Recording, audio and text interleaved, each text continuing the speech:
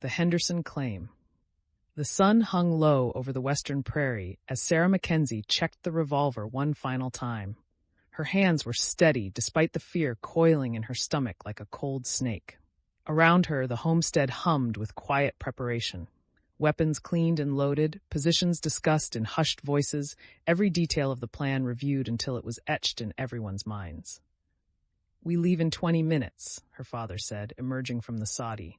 James looked pale beneath his tan, the wound in his side still healing, but his eyes held the same determination Sarah felt burning in her own chest. "Daniel and I will approach from the north coulee, Morrison and Webb from the east, your mother, Samuel, and Henry from the west." "Leaving the south open," Sarah said, understanding the strategy. "So they think that's their escape route." "But Johann and Peter will be watching from the high ground," Eleanor added, checking the rifle in her hands with practiced efficiency. "If anyone tries to run south, they'll see it." Sarah looked at her mother, this woman who had crossed half a continent, who had held their family together through drought and siege, who now prepared to walk into danger with the same quiet competence she brought to everything. "May, don't," Eleanor said softly. "Don't say goodbye. We're all coming home tonight." The ride to the Henderson Claim took 40 minutes through the gathering dusk. Sarah went openly, riding alone down the main trail as agreed, the forged documents tucked inside her coat. Behind her, spread across the prairie in a wide arc, her family and allies moved through the coulees and tall grass like shadows. The abandoned Henderson homestead materialized out of the twilight, a collapsed soddy, a broken well frame, the skeletal remains of a corral fence. The place radiated desolation, a monument to dreams that had died here. Sarah's throat tightened as she thought of the family who had fled this place in terror, driven away by the same man she was about to face. She dismounted 50 yards from the ruins, tying her horse to a stunted poplar. The documents crinkled as she pulled them from her coat, holding them visible in her hand. The air smelled of dust and sage and the coming night. "Mr. Hartwell?" she called, her voice carrying across the empty claim. "I'm here, as promised." For a long moment, nothing. The wind whispered through the broken timbers, then movement, 3 figures emerging from the collapsed soddy, 2 more from behind the well frame. 5 men, not the 2 Hartwell had promised. The man in the center was tall and silver-haired, dressed in an expensive suit that looked absurdly out of place on the prairie. Martin Hartwell. His face was handsome in a cold, aristocratic way, and his eyes assessed Sarah with the calculating gaze of a man who saw people as problems to be solved or eliminated. "Miss Mackenzie," he said, his voice smooth and cultured. "How good of you to come, though I must say I'm disappointed you didn't follow my instructions about coming alone." Sarah's blood turned to ice. "I am alone." "Are you?" Hartwell smiled, and it was the smile of a snake. "Mr. Crane, would you be so kind?" One of the men, Billy Crane. Sarah recognized him from Henry's descriptions. Raised a rifle and fired 3 shots into the air. A signal.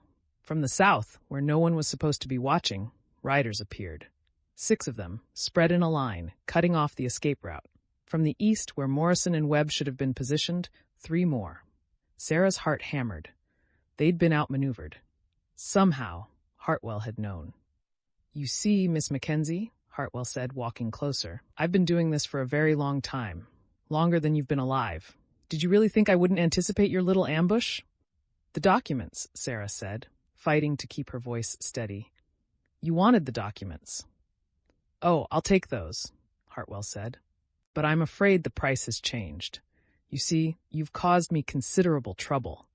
The mine should have been mine weeks ago. Instead, you've killed my men, exposed my associate, and made this entire operation far more expensive than it needed to be." He was close now, close enough that Sarah could see the cruelty in his eyes, the absolute certainty of a man who had never faced consequences for his actions. "So here's what's going to happen," Hartwell continued. "You're going to tell me where your family is hiding. Then you're going to ride back to that homestead with me, and you're going to convince them to sign over the claim. And if you do this, if you're very, very cooperative, I might let some of them live." "No," Sarah said. Hartwell's smile vanished. "I'm sorry?" "I said no." Sarah's voice was stronger now, fed by a rage that burned away the fear. You've murdered families. You've destroyed lives. You've turned the law into a weapon and used it to steal from people who had nothing but hope and hard work. And you think I'm going to help you do it again? You stupid girl, Hartwell said, his cultured facade cracking. You have no idea what you're... The shot came from the North Coulee, and one of Hartwell's men dropped. Then the prairie exploded with gunfire. Sarah threw herself flat as bullets whined overhead. Through the chaos, she saw her father and Daniel charging from the north, Morrison and Webb from the east.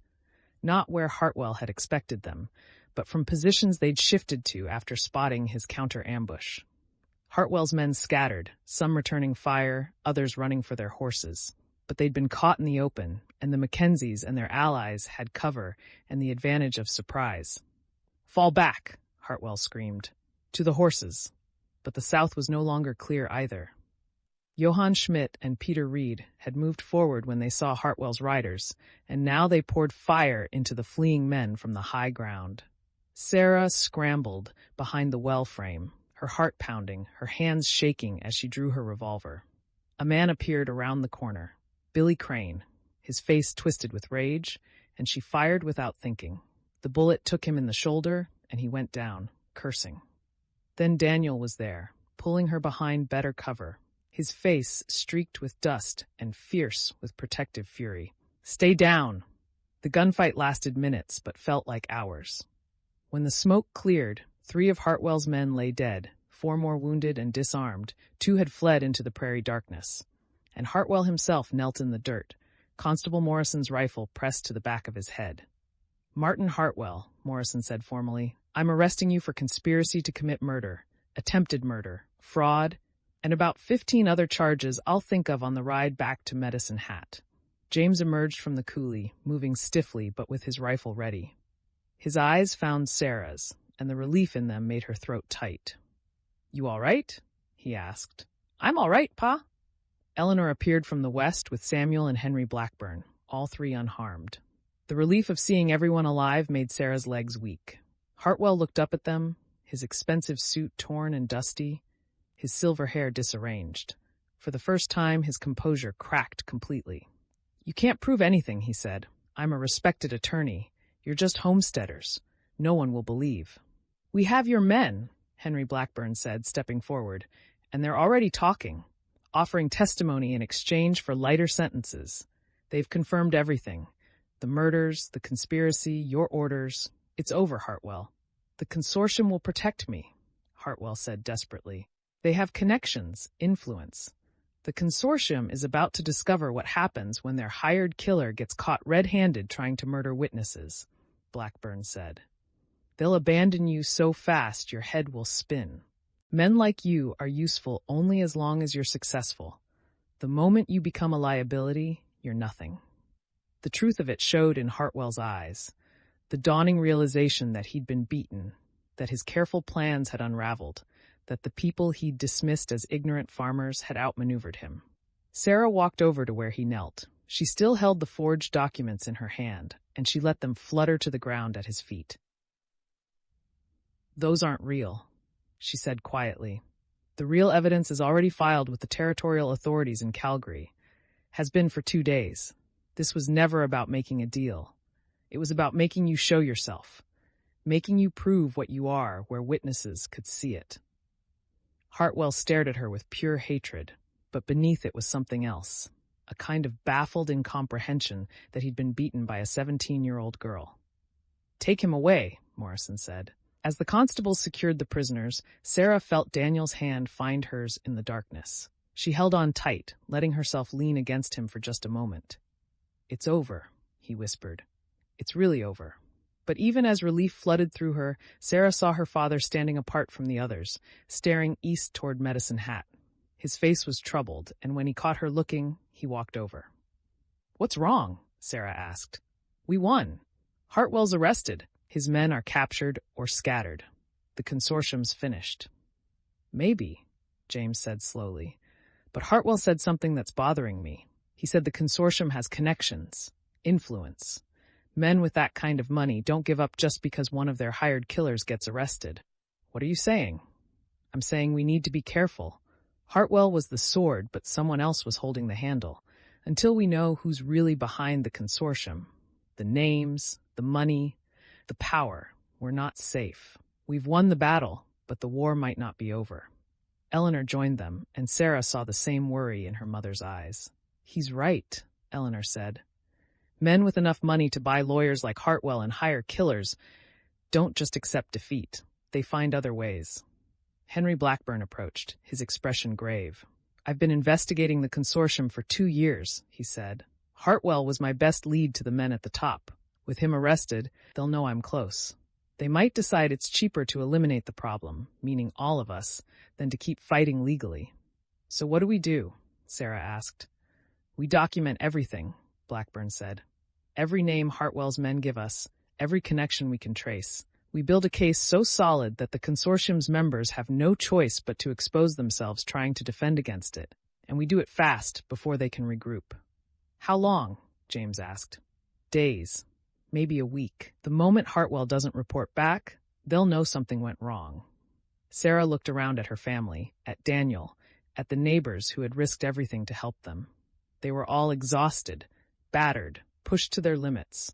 But they were alive, and they were together, and they had won something tonight that couldn't be taken away.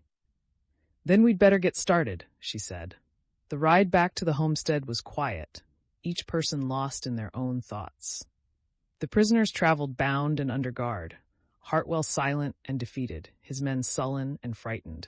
As they crested the final rise and saw the soddy lights in the distance, Thomas came running from the Thornton wagon where he'd been waiting with Martha and the children. He threw himself at James, who caught him with a grunt of pain but held on tight. Papa, you're home. I'm home, son. We're all home. But as Sarah dismounted and looked east toward Medicine Hat, she couldn't shake the feeling that her father was right. They'd won tonight.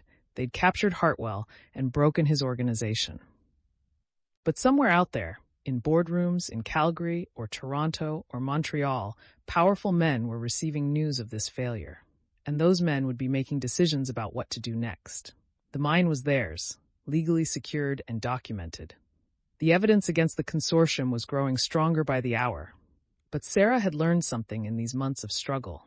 Victory wasn't a moment, it was a process. And the process wasn't over yet. Inside the soddy, as Eleanor made tea and the family gathered around the table, Sarah caught her father's eye. He gave her a small nod, acknowledgement that they both understood what was coming.